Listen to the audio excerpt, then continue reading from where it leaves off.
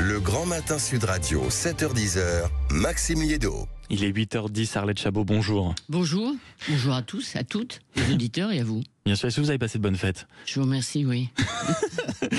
Celui qui a visiblement passé de bonnes fêtes parce qu'il a décidé d'aller sur le terrain immédiatement, il a comme prénom Gérald, comme nom Darmanin, et il a voulu absolument marquer la place Vendôme de son action, de sa petite touche personnelle, et il y a comme un air de déjà-vu parce que c'était quand même sa marque de fabrique déjà au ministère de l'Intérieur. Oui, alors Gérald Darmanin sur le terrain, oui, c'est la marque de fabrique de Gérald Darmanin, il fait la même chose.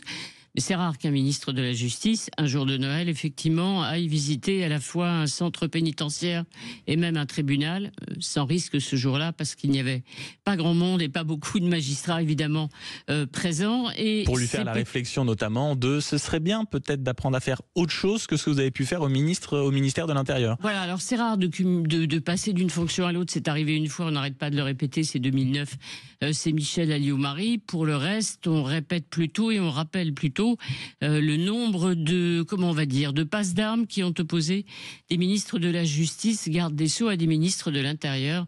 Alors ça va de Gaston Defferre et Robert Badinter jusqu'à Manuel Valls ou Christiane Taubira. Vous savez, il y a d'un côté, suivant les classiques figures, il y a les laxistes, il y a les sévères, les méchants et les gentils, et les mous, les naïfs.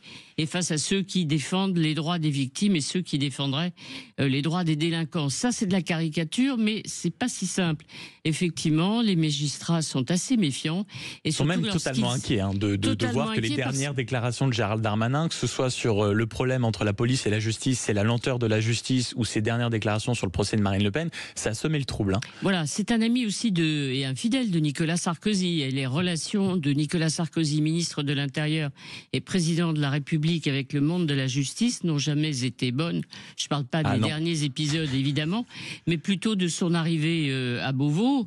On le sait, le ministre de l'Intérieur qui voulait et s'insurgeait contre des décisions prises par des magistrats. Il voulait même engager leurs responsabilités personnelles. Dans certains cas, c'était très difficile.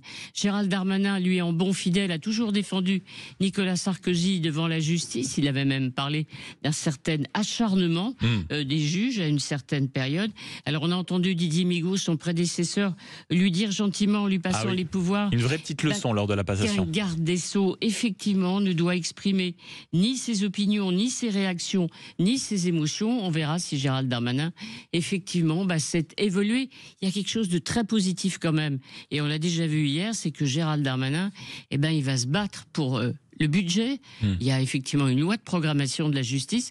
Premier rendez-vous du ministre avec celle qui tient les comptes publics à Bercy pour discuter justement du budget. Et puis on a reçu ici même cette semaine sur Sud Radio des responsables syndicaux qui disaient mais de toute façon Gérald Darmanin c'est formidable, il peut être à l'écoute des victimes, dire que vraiment il va être dans la conciliation, mais il y aura une seule preuve d'amour comme on dit, ce sera le budget. Il y a une deuxième question quand même, parce que lors de la passation de pouvoir on a entendu une petite phrase: je vais travailler main dans la main avec Bruno Retailleau. On parlait tout à l'heure avec le camarade Théo de cette une de Libération. C'est Bruno Retailleau, 2 flics à Miami. C'est vrai qu'on se pose beaucoup de questions sur la complémentarité éventuelle ou alors l'adversité en vue de 2027. Alors vous pensez plutôt aux additions des forces, au moins, effectivement, pour que la chaîne pénale fonctionne mieux. Alors c'est vrai qu'ils sont d'accord sur tout. D'abord, ils sont tous les deux ministres d'État. Ça aide à avoir un dialogue assez équilibré. Ils sont d'accord sur tout. La lutte contre le séparatisme, le narcotrafic, favorable à des sanctions pénales rapides, donc une grande efficacité. Donc cette fameuse chaîne... Les 2 priorités d'ailleurs de Gérald Darmanin, lutte contre le narcotrafic et contre tout ce qui est l'islamisme grandissant. Alors justement, la petite difficulté, c'est qu'on a vu qu'en 3 mois, Bruno Retailleau a presque fait oublier le bon bilan de Gérald Darmanin. Et si Gérald Darmanin revient au gouvernement, c'est pas uniquement parce qu'il s'ennuie sans doute, ou il s'ennuyait à l'Assemblée, c'est parce qu'il a l'intention de se rappeler effectivement au bon souvenir des électeurs, notamment des électeurs de droite. Alors ils sont d'accord sur tout, ils vont travailler ensemble.